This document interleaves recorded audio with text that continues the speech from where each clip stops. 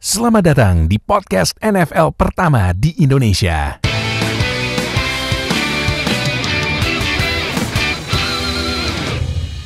Baik, sama gue Fadil Host kali ini Zero Knowledge Podcast. Kalau kemarin udah nonton Top 5 Cornerback musim 2020, nah berarti weekend kita bakal bahas Top 5 Rookie Cornerback Draft Prospect 2021 Draft. Karena draft udah 2 minggu lagi. Gak berasa ya. Aduh buset dah. Gak berasa nih 30 April sampai 2 Mei. Nah, tapi sekali lagi gue udah berkali-kali lagi ngingetin ke kalian semua, kalau nonton draft jangan cuma first round aja ya. Kemarin udah di post tuh top 5 draft steal terbaik dan sejarah NFL kan. Yang diambil dia abis first round mah ya karirnya banyak kok yang lebih bagus daripada yang diambil first round. Nah, jadi nonton full ya, full tuh. Oke, jadi ya dah kalau gitu bagi sama Nuha dan Julian. Nah, jadi mereka berdua seperti biasa akan bikin list top 5 cornerback yang menurut gue ini sangat deep ya. Dalam banget ya ininya, prospeknya. Karena kalau misalnya nih ya, misalnya kan gue pas itu pernah nge-share kan. Gue pernah nge-share dari The Athletic. Mungkin media olahraga paling berbobot mungkin ya di Amerika. Ya karena malu yang pertama bayar. Cuman ya bayar isinya berbobot bagus. Bagus, isinya bagus. Mereka bagus kan banget. Iya, bagus banget. Pakai banget. Iya, mereka kan rilis semua prospek di analisis, buset. Sampai gua baca nih sampai halamannya 300-an kalau salah, nih namanya The Beast. Kalau saya tahun namanya juga ada The Beast-nya ya. Wah, kalau tahun lalu gue nggak tahu ya karena gue belum subscribe ke Nah, ini yang tahun sekarang ada The Beast. Jadi semua draft prospek di analisis, dinilai, dan dibuat kesimpulannya di projected round berapa. Ini gua cek bahkan sampai draft prospek ke 25 top 25-nya aja masih masuk 5 ronde awal loh. Gila ya, deep banget. Kacau sih ini cornerback. Yang bikin Jadi matanya copot tuh. kenapa? Yang bikin matanya copot. Iya tuh, maksudnya nonton tape. Gila, iya. Nonton 625. Nonton tape, terus mesti analisis strength, weakness, sama harus bikin verdictnya kan. Gila tuh emang. Wah, gue salut deh buat tim di Athletic. Tapi pastinya kan draft prospeknya banyak banget. Nah, berarti kalian perlu taunya yang top 5-nya dari kita, dari Nuhat sama Julian. Jadi udah, ini kan buat mulai, ini kan kalau gue cek ada 3 pemain top draft prospect di top 10-nya cornerback yang bapaknya main juga di NFL ya. Iya. Ada Patrick Surtain the second, bapaknya main Patrick Surtain. Iya. Nah, JC Horn bapaknya Joe Horn, Joe Horn. wide receiver-nya Joe Horn. Saints. Gila sih gue. Dan Asante Samuel. Ini sebenarnya jebakan sih. Gue dulu nonton Asante Samuel senior sih. Sekarang Asante Tua Samuel lu. junior main, anjir nih jebakan. Tua berarti lu. Dulu Asante Samuel senior main di Patriots bareng Tom Brady. Iya makanya Tuh. dan musim 2021 bakal lawan Brady. Tahu-tahu ntar intercept. Wah anjir, buset. Nih Brady emang harus ditaruh di lab nih.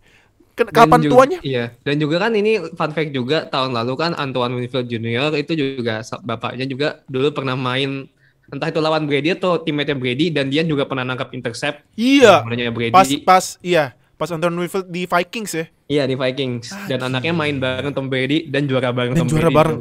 Anjir. Nih Brady ya. Tapi gue mau point out sesuatu ya yang menarik. Kalau kita tahu, terutama di 2 draft terakhir banyak banget gitu prospek wide receiver. Tapi kalau kita lihat pemain-pemain yang bapaknya pemain NFL tuh banyak yang jadi cornerback gitu. Karena sebenarnya path untuk lu masuk ke NFL lebih gampang jadi cornerback daripada jadi wide receiver gitu. Dan kayak bapak-bapaknya pemain-pemain ini ya tahu gitu.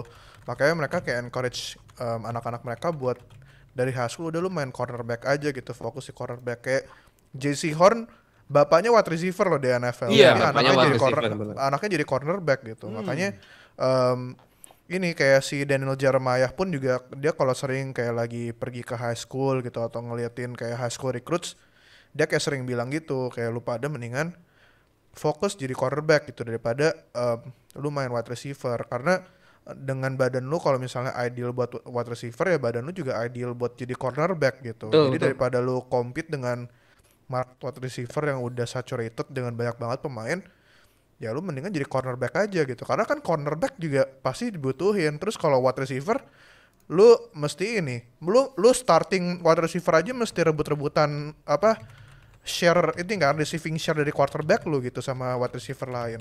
Dan kalau lu main cornerback kan pasti di tiap play ada 2 cornerback gitu yang main kan. Nggak mungkin Iya, kayak iya, cuma betul. satu dimainin. Nah, jadi menurut gua ini ya apa? Selain wide receiver ya, cornerback lawannya juga deep ya kelasnya. Jadi udah kalau gitu gak bakal lama langsung aja kita mulai dari lu dulu deh Jul, nomor 5 lu siapa? Nomor 5 gua ada cornerback dari Syracuse, Ifeatu Melifonwu. Aduh, namanya Iya. dapat juga ya. Ifeatu Melifonwu. Iya tuh Melifonwu ya. Duh, nah kenapa Melifonwu. Nih gue sambil buka The Beast ya. Kalau gue cek di The Beast ini Ifeatu, aduh bacanya Ifeatu Melifonwu. Ifeatu Melifonwu. Wah, nih nanti siapa namanya? Jobak. Terus aduh partnernya, gue lupa partnernya Tony Romo siapa nama komentatornya? Aduh itulah. Jadi lupa. Gue Lupa lupa kan. Ya itulah dan lain-lain nih ngomongnya kalau dia di draft kasian nih tang twister ya. Nah ini gue cek Ifeatu Melifonwu projected Gymnance. Gymnance. Aduh dia Gymnance. Nah ini Oh iya Gymnats. iya Ifeatu Melifonwu projected di second round. Nah Jul kalau menurut lo gimana Ifeatu Melifonwu? Ya, jadi sebenarnya kalau kita ngomongin cornerback prospect di season ini sih ini ya, menurut gua spot 5-nya itu interchangeable lah, maksudnya banyak tergantung lu sukanya pemain kayak apa gitu. Tapi Ifeatu Melifonwu ini kenapa gue taruh dia di nomor 5 karena menurut gua secara fisikal dia bagus banget gitu sebagai cornerback. Nah, maksudnya dia kayak he's 6 foot, terus juga badan dia gede gitu. Dia salah satu secara berat ya dia salah satu cornerback yang paling gede di kelas ini gitu. Nah Iya. terus juga dia arm length-nya tuh panjang 32 inci. Jadi ya maksudnya for you to be a cornerback kalau tangan lu panjang ini very beneficial gitu karena lu bisa ngeganggu ini receiver yang lu match up di catch point mereka.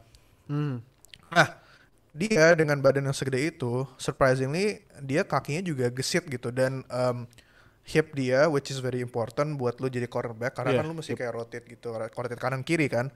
Itu juga he has shown kayak great hip movement gitu yang dia bisa match up lah sama gerakan kakinya wide receiver yang suka tipu-tipu gitu.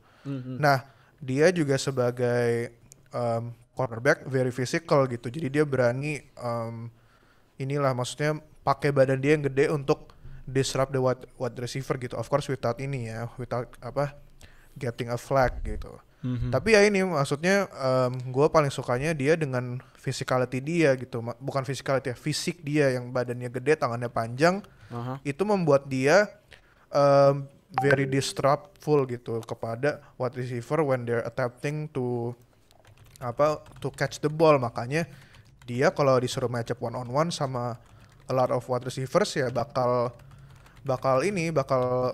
cocok dan terutama buat wide receivernya bakal lumayan kesusahan lawan dia. Cuman dia masih sering ini kalau mungkin catches yang di bawah gini dia masih sering kesusahan kalau ditangkapnya di bawah karena mungkin juga karena dia tinggi jadi dia lebih susah untuk kayak agak rendah kan. Terus juga dia cara mainnya agak badannya nggak gimana ya, bukan bungkuk sih tapi dia kayak very very tegak gitu loh badannya kalau main. Jadi mungkin kadang-kadang ada kesusahan gitu untuk pas-pas yang kayak gitu yang lu kalau lihat kayak itu pasnya si Julian Edelman yang di Super Bowl pas lawan Falcons, those types of catches mungkin dia agak bakal sering itulah give up those types of catches gitu. Tapi I mean he has the athleticism untuk kayak ini kesalahan kayak gitu dia bisa dia bisa dia perbaiki dengan athleticism dia dan movement dia gitu. Jadi masih bisa di stop lah play-nya instead of itu becoming jadi kayak big play gitu. Oke. Nah, itu tadi ini ya, Iviatu Melifonwu dari Syracuse yang main di dia sempat redshirt junior ya? Iya, Sempet gue lupa dia kelasnya berapa. Oh tapi ya one thing juga yang mau gue note, dia di ACC, dia Syracuse mainnya di ACC, jadi dia ini lah maksudnya bertemu dengan quarterback yang bagus gitu, karena ACC kan quarterbacknya lumayan bagus gitu biasanya, terutama juga kalau kita lihat di 3 tahun terakhir ada Trevor Lawrence gitu. Iya, betul. Jadi maksudnya dia experience in facing tim yang lumayan rely on their quarterback. Oke. Nah, ini sebelum gue lanjut ke Nuan nih, gue kasih tahu dulu dikit dari data The Beast ini, prospeknya cornerback keseluruhan ada 54. Puset nih emang di athletics. Mantep ya. 50-an ya. 50-an Mantep, niat banget, buset dah 54. Gua aja 5 aja udah. Aduh, siapa ini ya? Agak lupa gua. Tapi Banyak udah banyak. Iya, lu nomor 5 siapa, No? Kalau gua tadi sih udah disebutin sih sama namanya, salah satunya adalah Asante Samuel Jr. dari Florida State. Asante Samuel Jr. lo ya, Florida Iya. State, yang kalau di The Beast ini juga bakal di project tapi early second round. Dia Early main second round di sih. dia terakhir main di junior year. Nah, kenapa? Asante Samuel Junior, anaknya Asante Samuel. Iya, anaknya senior. Asante Samuel. Nah. Gue suka Asante Samuel Jr. nih karena dia tuh punya speed dan dia tuh agility-nya juga salah satu yang cukup bagus lah si Asante Samuel Jr. ini. Dia kakinya untuk mengubah direction dia untuk bermain, untuk lari itu juga termasuk yang cukup bagus. Dia kan selama main di college, dia kan bermain posisinya sebagai slot cornerback. Nah, yang itu juga kenapa dia diposisikan sebagai slot cornerback selama di college. Dia size-nya si Asante Samuel Jr. ini nggak terlalu tinggi. Bahkan consider dia tuh ya yang cukup kecil lah kalau misalnya dibawa sebagai posisi cornerback. Makanya dia tuh nggak bisa dimainin sebagai outside corner karena dia physicality-nya ya pendek, lack of physicality dia itu. Tapi walaupun dia lack of physicality, dia punya speed, dia itu agile, dia punya leaping ability, dia tuh kalau tackle tuh berani untuk ya istilahnya berani buat manuver untuk lompat lah si Asante Samuel Jr. ini buat melakukan tackle. Dan itu dikategorikan tuh itu plus ability-nya dia. Jadi walaupun dia kecil untuk sebagai ukuran cornerback, tapi dia bisa lari kencang, bisa lompat kencang buat tackle.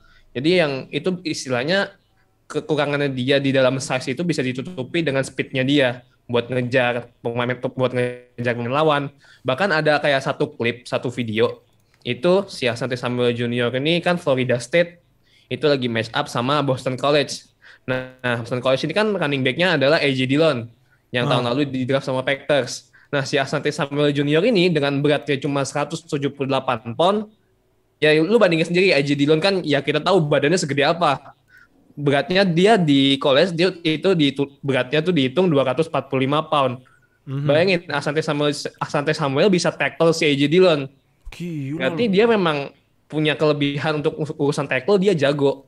Dan itu sih yang mungkin tidak dibawa skill oleh bapaknya karena bapaknya kan main ini ya sebagai gue lupa sih. Bapaknya cornerback juga. Ya bapaknya corner ya. Cornerback juga. Ya bapaknya si corner juga.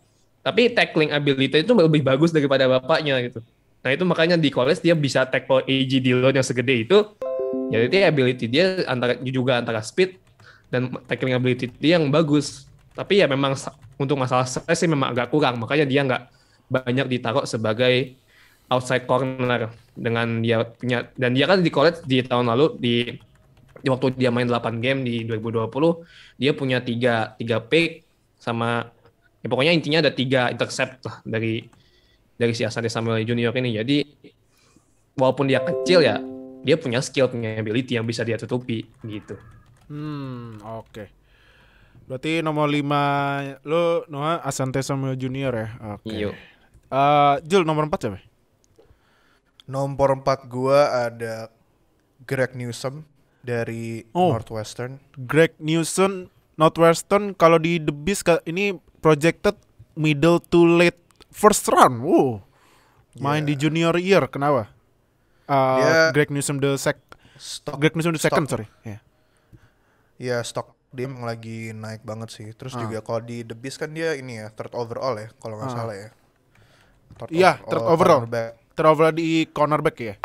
Ya Greg Newsom ini walaupun dia cuman starternya di Northwestern 16 game, tapi dia ini di Northwestern tuh defense-nya di man cornerback-nya main di different schemes lah gitu. Jadi dia disuruh main man bisa, disuruh main zone juga bisa gitu. Terus juga dia main dengan great physicality gitu. Maksudnya terus juga kalau kita lihat si Greg Newsom ini dia bisa keep up, dia cara cover receiver dia itu ini ditempel banget gitu di bagian hipnya gitu. Jadi ditempel banget di bagian hip, jadi dia bisa keep up one on one dengan wide receivernya gitu, which is what you want gitu from like a cover cornerback ya, di keep up by the hip gitu of the wide receiver.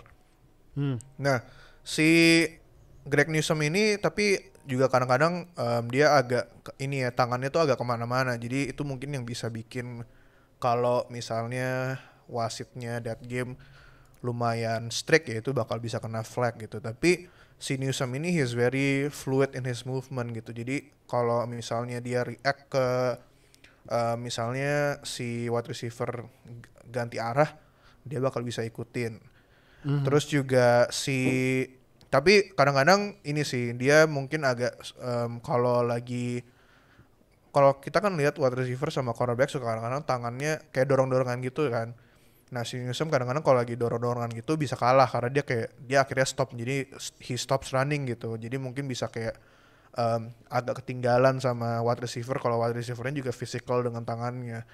Nah si Newsom ini juga bagusnya dia sebagai cornerback ini dia juga he's good at run defense gitu. Dia ngebantu dengan agresif when coming downhill gitu. Jadi kalau mau masuk ke backfield ke arah running back itu agresif, dan dia ngebantu dalam limiting inilah yards yang didapat sama running back. Nah terus juga satu hal yang kadang-kadang tuh cornerback kalau yang mainnya nggak banyak game, yang inexperience, mereka masih suka ini kayak terlalu fokus sama receiver, jadi mereka nggak lupa bola gitu.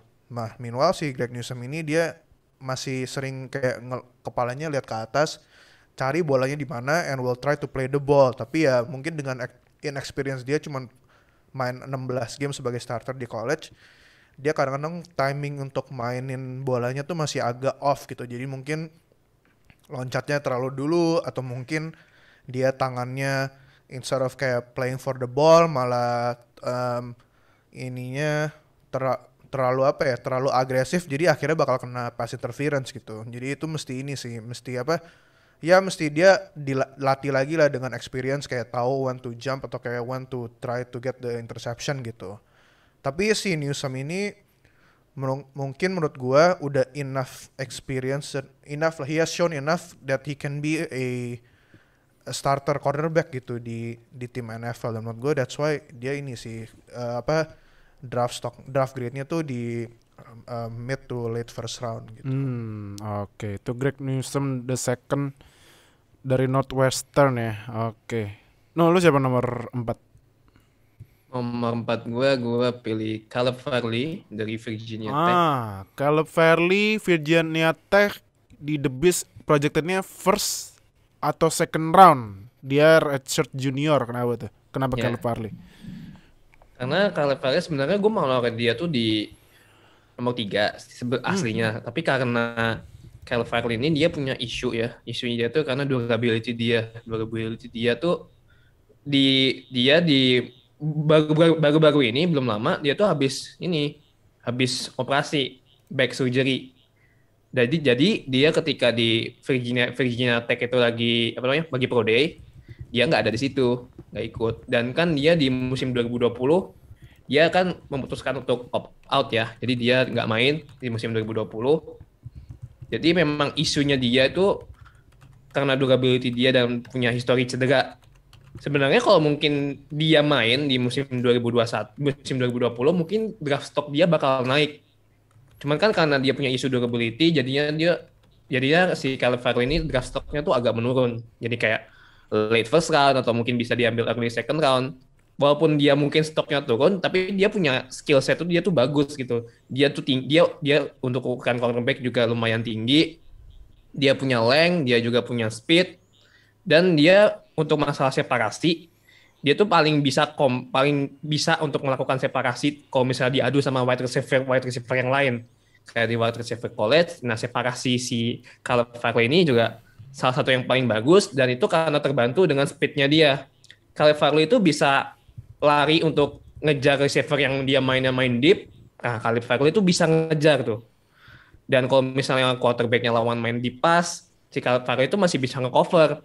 Jadi karena dia gabungan, karena size-nya bagus, juga punya length-nya tinggi, wingspan-nya oke, dan dia juga cepat, dia bisa route running-nya tuh bisa bagus, route running-nya tuh bisa, walaupun route running-nya memang nggak terlalu spesial ya, tapi ya dia bisa improve in any certain condition. Ketika kondisi tertentu, si Caleb Farley ini bisa improving his route running itu. Dan walaupun dia cepat juga, ball skill dia atau untuk nahan bola tuh masih sering bikin turnover lah.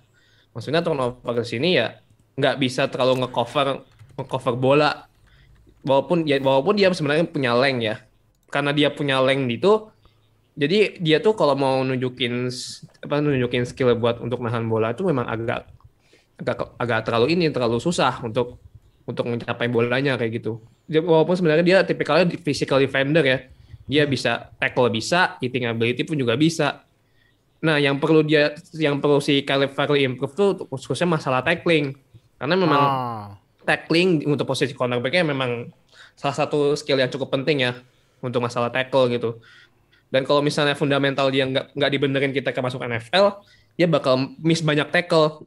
Ketika dia tackle, apalagi ketika tipikal match up-nya lawan wide receiver yang udah elite ya, otomatis dia bakal miss tackle, bakal bisa gampang banget digocek. Gitu. Jadi ya memang isunya sih karena memang dia out 2020 ya. Tapi walaupun dibilangnya Caleb Farley ini kayak one year wonder ya, dan dia juga punya durability issue, tapi dia punya fisik yang bagus sebagai corner. Yang gue rasa dia cukup untuk bisa ada di ya at least late first round. Caleb Farley udah bisa lah namanya disebutin. Itu kalau menurut gue. Oke, berarti nomor 4-nya Nuha Caleb Farley ya. Sip. Jul, nomor 3 lu siapa? Nomor 3 gue ada Caleb Farley juga. Oh, Caleb Farley. Ya. Oke. Coba kalau lu tuh Caleb Farley gimana?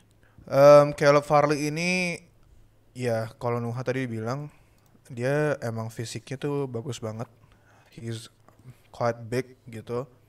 Mungkin dia secara fisik ini ya mirip siapa namanya yang tadi gue mention, Ifeatu Melifonwu. Ifeatu Sampai lupa namanya. Ifeatu Melifonwu. Maksudnya, dan juga si Caleb Farley ini kalau nggak salah dia di antara semua prospek cornerback tahun ini tuh wingspan dia tuh paling panjang. Ya, betul. Kalau nggak salah ya. Atau wingspannya paling panjang atau tangannya paling gede gitu. Salah satu itulah. Tapi si Caleb Farley ini kenapa gue taruh di nomor 3? Karena dia potentially can be very good gitu. Dia movement skillnya, length-nya, athleticism-nya itu bisa membuat dia sebagai salah satu cornerback yang bisa jadi shutdown corner gitu.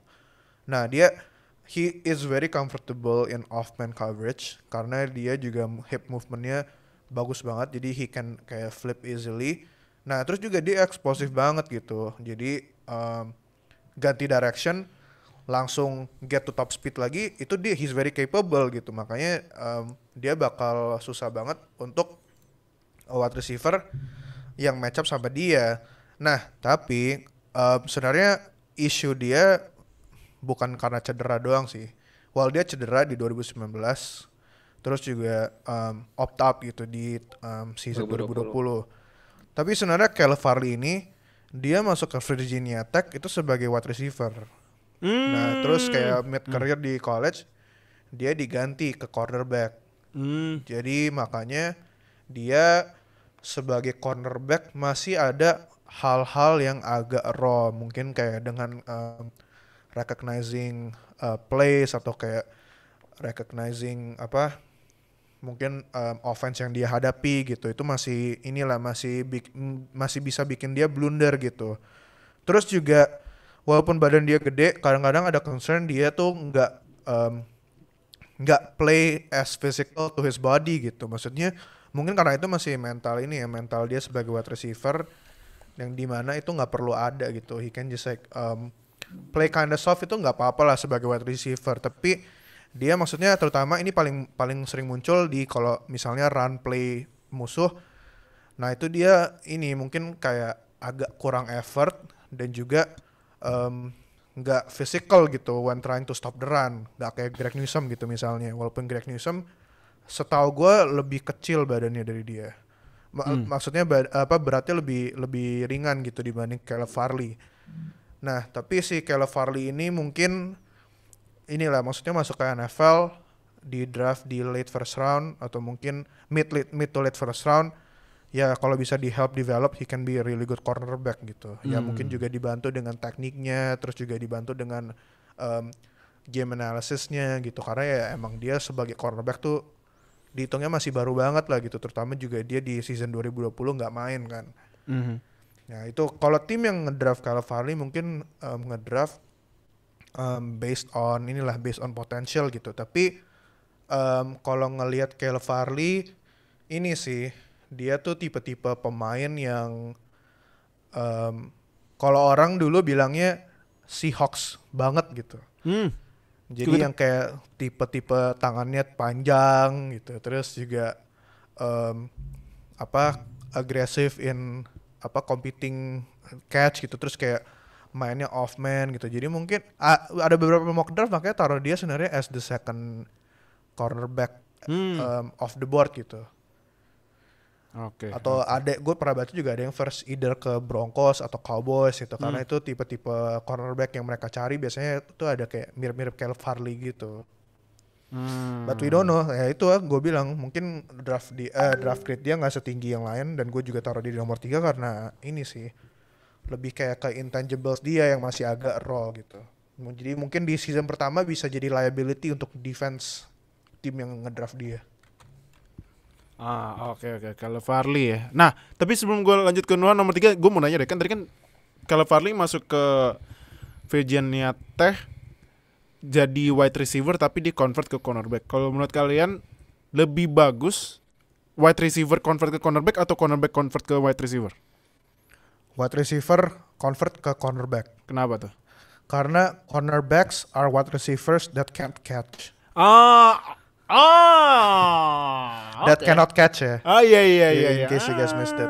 Iya. Kalau lu gimana? WR ke CB atau CB ke WR? Gue juga sama sih. Gue wide receiver kalau jadi cornerback. Karena kalau gue punya perspektif yang agak sedikit beda. Jadi kalau misalnya wide receiver dijadiin cornerback, dia udah tahu nih gimana caranya buat reading offense coverage yang dia biasa main sebagai wide receiver. Nah, ketika ditranslate jadi cornerback, dia udah ngerti nih cara main wide receiver. Jadi dia tinggal terjemahin aja buat jadi cornerback. Sederhananya gitu ya. Oke. Jadi nomor 3 lu siapa? No. Nomor 3 gue tadi juga udah disebutin sih sama Julian Greg Newsome. Ya? Dari Northwestern. Kalau untuk kenapa Greg Newsome? Ya walaupun dia cuma main 16 game gitu. Tapi secara talent, secara ability dia tuh juga udah nunjukin how good he is as a cornerback. Dia nggak takut buat cut off. Dia punya physicality yang bagus. Dia juga tadi kan udah disebut juga salah satunya sama Julian. Si Greg Newsome ini tuh dia nggak panik kalau misalnya ada bola yang ada di atas kepalanya dia yang lewat. Jadi dia tuh bisa untuk ngebaca arah bola dari quarterback. Nah, si Greg Newsome ini nggak takut untuk ngambil manuver untuk misalnya untuk ya sekedar ngalangin bola atau ya bikin bola yang nggak nyampe ke tangan receiver. Nah, si Greg Newsome itu berani untuk ngelakuin hal itu. Dan itu kenapa yang bikin dia si skillnya dia tuh bagus gitu. Tapi walaupun dia bisa untuk ya nggak panik lah untuk melakukan manuver-manuver tangan kayak gitu, timing dia tuh masih sering off gitu. Timing dia untuk melakukan manuver tuh kadang juga masih sering off. Yang itu yang bikin si Greg Newsome itu masih sering kayak miss turnover atau kadang bikin flag juga. Jadi yang itu yang bikin kadang suka Greg Newsome tuh masih ya secara manuver masih kurang oke. Walaupun dia sebenarnya fluid ya. As a cornerback physicality-nya udah bagus, dia larinya fluid gitu. Dia bisa transisi dia tuh cepat. Jadi ketika si Greg Newsome tuh movement, dia tuh bisa gerakannya tuh bisa cepat, route running-nya juga oke. Dan dia juga mainnya cukup agresif ya untuk sebagai cornerback. Karena ya itu, karena dia agresif, dia bisa untuk melakukan manuver tangannya itu. Dan gua lihat sih si Greg Newsome secara physicality dan movement dia itu bisa sih kalau misalnya ditranslate ke NFL tuh menurut gue bisa banget. Tapi kalau dia stay healthy selama dia main di NFL dan jarang banget cedera dan khususnya mengurangi jumlah penalti yang sering dia buat. Ya. Penalti. Kalau misalnya dia bisa di limit ya membuat penalti dengan physicality dan skill movementnya itu dia bisa sih menjadi ya next star of cornerback lah. Tapi memang nggak langsung di first year ya. Tapi ya who knows gitu siapa yang bakal draft dia. Projected-nya ada yang bilang dia bakal di draft sama Jets. Ya Jets tapi ya gitu sih. Tapi ya let's see what's gonna happen lah. Greg Newsome the second. Okay. Greg Newsome ya. Oke. Jul, nah ini nomor 2 kayaknya ini nih isinya yang 2 pemain yang bapaknya dia main di NFL juga sebelumnya nih. Nah tapi lu nomor 2-nya siapa? Nomor 2 gua ada JC Horn dari South Carolina. Oke. South Carolina projected first round pasti ya. Kenapa JC Horn untuk? JC Horn ini kan ini ya kebalikan bapaknya ya. Bapaknya dulu pas main di NFL jadi wide receiver. Ya bapaknya. Sekarang malah di anaknya jadi cornerback. Yeah. Nah si JC Horn ini he is very physical. Itu mungkin salah satu strength yang paling ketara ya dari dia ya. Dia lu match up sama tight end pun dia bisa gitu karena pemain yang lebih gede pun masih bisa dia match up gitu dan dia juga very aggressive in tackling any kind of players gitu. Tapi kalau kita ngomongin tackling walaupun udah improve di 2020 ini masih bisa diimprove karena masih ada kurangnya gitu. Nah, si JC Horn ini he's very good at keeping up with wide receivers gitu. Nah, tapi nggak cuman itu secara physically, dia juga he's very good at recognizing routes. Kalau kalian lihat tape dia, kadang-kadang route-nya wide receiver itu dia selesaiin duluan gitu. Iya betul. Jadi kayak betul. At the top of the route dia udah nyampe gitu di tujuannya si wide receiver. Wah, hafal. Maksudnya dia bisa bisa recognizing play-nya sampai sebegitunya gitu. Terus juga dia kalau tadi gue bilang ada beberapa corner yang dia very good at nempel gitu ke hipnya wide receiver ya si JC Horn ini juga gitu. Nah masalahnya, well I mean inilah maksudnya pokoknya he's a very good cornerback gitu. He is what you expect from a cornerback. Tapi masalahnya si JC Horn ini kadang-kadang masih suka terlalu agresif gitu. Terlalu agresif pas bola belum dilempar atau saat bola ada di udara gitu. Jadinya dia ini suka tangan dia masih suka nge-grab wide receiver gitu. Dan itu yang bikin ini kena flag. Kayak dia di college kena flag 10 kali gitu. Karena selama di college 10 kali dan 5 dari 10 itu ada di 2020 kemarin. Padahal dia cuma main 7 game. Jadi hampir setiap game dia ada 1 flag at least. Terus juga dia tangannya panjang. He's really good at maksudnya getting his hands at the catch point of the wide receiver gitu. Tapi yang kayak gue bilang mungkin ada reason kenapa dia nggak kayak bapaknya. Nah, dia main jadi cornerback, bapaknya main WR. Maybe there's a reason why dia nggak main WR tapi mainnya cornerback. karena dia nggak bisa catch the ball. Oh iya. Dia di college cuman pernah interception 2 kali. Terus ada di rekornya itu ada 4 potential interception yang dia drop selama dia main di college. Jadi inilah maksudnya masih bisa di improve in that sense gitu. Tapi maksudnya he knows gitu. He knows when to play for the ball. Dia tahu kapan perlu man to man sama wide receiver-nya dia, atau mungkin kayak go off terus kayak coba to try to pick the ball. Tapi ini sih masih perlu diimprove di gimana dia caranya bisa generate turnover gitu. Karena ya maksudnya he can get to the ball gitu. Dia cuman perlu sedikit lagi untuk complete bisa dapat turnovernya, itu yang masih agak kurang. We don't know ya, itu mungkin perlu diimprove ya. Mungkin dia latihan catching sama bapaknya gitu misalnya selama off season gitu. Iya, boleh tuh. Tapi ya ini, I mean maksudnya just because dia nggak nangkap bolanya doesn't mean it's bad gitu ya. It's still ini lah, maksudnya 1 down selesai gitu. Pemain yang mestinya dapat bolanya nggak dapat bolanya gitu. So the offense loses another down, which is good kan sebagai defensive player. Cuman ya kan lebih bagus kalau dia bisa dapat the take away gitu. Tapi I think JC Horn, that's why he's my number 2, karena dia menurut gue his startability itu bisa langsung gitu di NFL, whoever picks him in the first round. Oke. Berarti JC Horn anaknya Joe Horn yang bikin selebrasinya ini ya, yang dulu dia bikin touchdown terus naruh HP di bawah goalpost. Buset dah. Niat banget ya naruh HP di bawah goalpost. Nah, kalau JC Horn ntar naruh HP-nya di jauh banget gitu. Karena kalau dia mesti pick 6 kan soalnya. Oh iya. Bener. Jauh banget tuh. Bener. Nah, nomor 2-nya juga sama JC Horn apa? Tahu yang sama. Atau jangan-jangan nomor 2-nya yang dipengenin sama para Widem Boys ini. Oh iya. Atau bisa Pak nomor 2 lo? Waduh, enggak, nomor 2 gue juga sama sih, JC Horn juga dari South Carolina. Coba, kenapa JC Horn? Menurut gue si JC Horn ini ya terlepas dari ya dia punya nama besar keluarga Horn dari bapaknya gitu, Joe Horn itu. Tapi ya tadi udah banyak disebutin sama Julian. Dia tuh bisa untuk guarding tight end, dan dia tuh nggak takut kalau misalnya untuk guarding bigger opponent lawannya dia di college gitu. Tadi udah juga disebutin sama Julian mengenai guarding tight end ya. Dan dia juga kalau misalnya ya match up sama receiver itu, si JC Horn tuh dia kakinya kan cepat ya, quick feet juga, dan fluid hipsnya dia tuh benar-benar ngebantu buat ya, apalagi kalau misalnya offense tuh lagi main play itu yang tipikal vertical route gitu, yang benar-benar cuma lari lurus aja.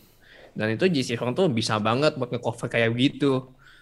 Cukup stay di hipnya receiver gitu. Udah itu kayak menjadi lockdown. JC Horn tuh udah kayak jadi lockdown defender, walaupun nggak main tangan ya, maksudnya nggak nangkep bola apa segala macem. Cuman presence dia untuk stay in hip of receiver tuh udah cukup buat dia tuh kayak menjadi lockdown defender. Dia memang punya long arms yang buat ngebantu buat ngehalau bola. Tapi tadi juga concern gue juga sama sih sama Julian gitu. Dia cukup sering buat penalti karena dia saking nempelnya sama wide receiver lawan gitu. Karena kalau sering nempel ya tangannya nggak bisa diem gitu. Tangannya tuh nggak bisa stay on the line. Jadi ya tangannya kemana-mana, yang bikin dia flag, yang bikin dia kena penaltis. Buat penaltis tadi juga udah disebutin ya sama Julian, sebanyak itu ketika main di college. Di satu musim ini bisa sebanyak itu. Itu memang menjadi concern ya, menjadi ya minusnya dia lah selama main di college. Tapi ya walaupun gitu dia juga di beberapa play itu juga bisa untuk ya at least stay on the line, nggak perlu banyak melakukan miss atau penalti ya, tapi kan cuma beberapa game aja gitu.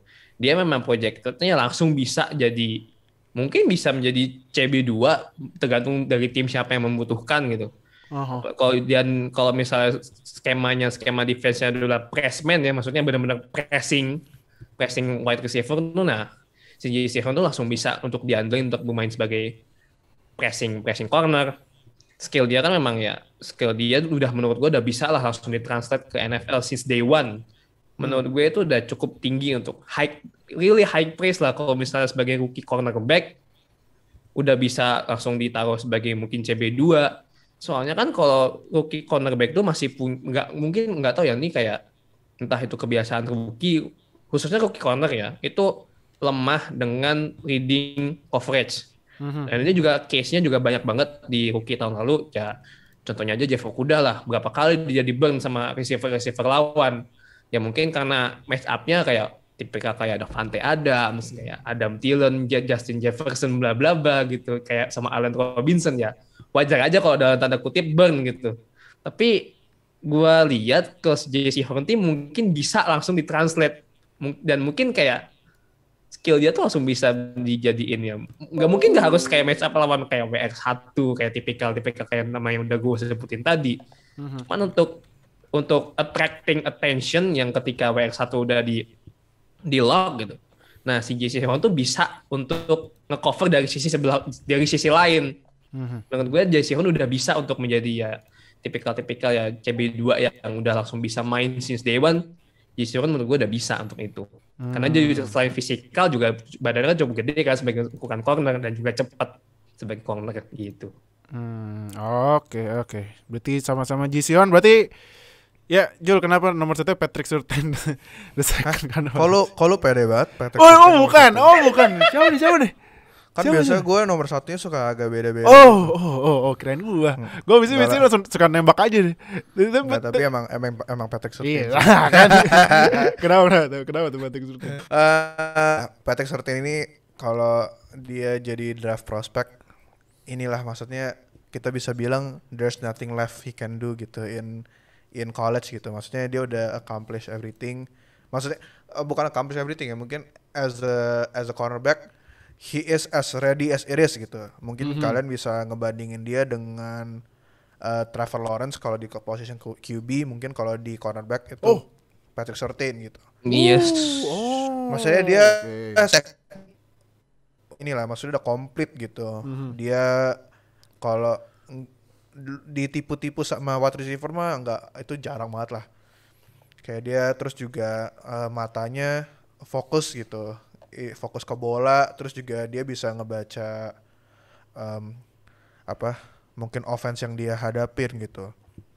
Dan juga dia sebagai cornerback very physical, jadi dia nggak takut-takut mainnya. Terus juga inilah maksudnya dia bisa nempel dengan wide receiver dia karena dia hipsnya juga bagus gitu, dan juga dia punya cukup athleticism untuk recover kalau misalnya dia ngebuat kesalahan. Nah, dia juga his experience enough to be put in a zone defense gitu. Dia bisa mengerti how to play in a zone defense, terus kayak mengerti dia mesti react-nya ke wide receiver yang mana gitu. Terus juga Surtain ini kalau bola udah dilempar dia nggak panik, karena cornerback kalau kadang-kadang tuh suka panik gitu. Kalau bola dilempar mereka panik, tangannya jadi kemana-mana, atau mungkin malah refleksnya meluk wide receivernya, itu bisa bikin kena flag gitu. Cuman si Surtain ini kekurangannya cuma satu, dan ya there's nothing he can do about this gitu. Dia kurang eksplosif. Jadi kadang-kadang mungkin bisa di wide receiver tuh bisa can get occasional separation gitu, karena si Patrick Surtain ini yang nggak punya enough explosiveness untuk bisa match up dengan certain wide receiver gitu. Tapi maksudnya ya itu inilah, maksudnya every quarterback bakal ada lah momen-momen kayak gitu, as good as they are gitu. Jadi it's nothing to worry about, and there's a reason why dia di hampir semua mock draft dan ranking dia itu nomor 1 jadi in the cornerback position gitu. Oke.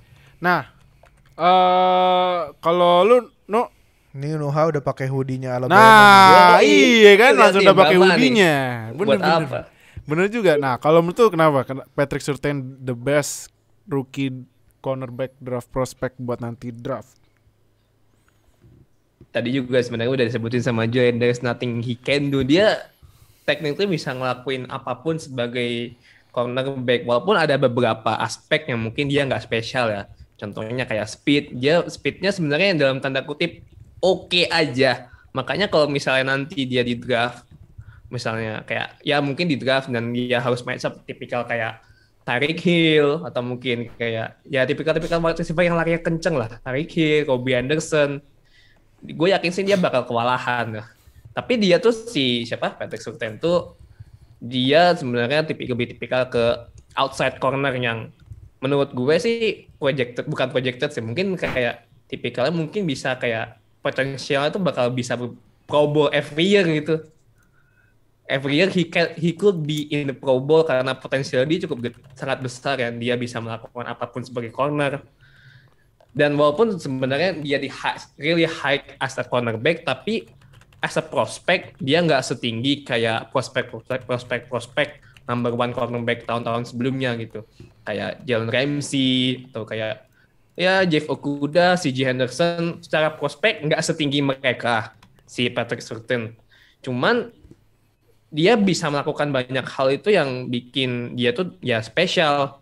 Walaupun memang dia secara speed ya dalam tanda kutip biasa aja, tapi dia punya physicality yang gede ya. Dia big corner yang dia sangat reliable kalau misalnya buat nge-cover ya tipikal receiver yang gede gitu. Apalagi nanti kan banyak banget mock draft ya, mostly hampir semua mock draft dia ngedraft si Patrick Surtain itu bakal di draft sama Dallas Cowboys, which is itu memang ya menurut gua movement yang paling pas buat si Cowboys karena memang Cowboys sendiri memang they really need a secondary gitu buat nemenin Trevon Diggs. Gua udah sempat mention di edisi rookie cornerback dan ya episode sebelumnya, si Cowboys ini benar-benar need help for the secondary. Nggak bisa ngandelin Trevon Diggs aja, walaupun Trevon Diggs juga hitungannya cukup bagus ya. Nah, kalau misalnya dia di draft sama Cowboys, Patrick Surtain dan Trevon Diggs main bareng, kan dua-duanya udah pernah main bareng di Alabama. Mm-hmm. Jadi melihat combo Patrick Surtain sama Trevon Diggs itu really fun, really exciting to watch gitu menurut gue. Dan juga selama di college kan dia tackle-nya 38 dan dia main under Nick Saban gitu yang ya we know lah how good Nick Saban is gitu. Yes. Yang benar-benar ngedevelop pemain itu seperti apa ya. Hasilnya ya pemain-pemain Alabama banyak yang sukses di NFL.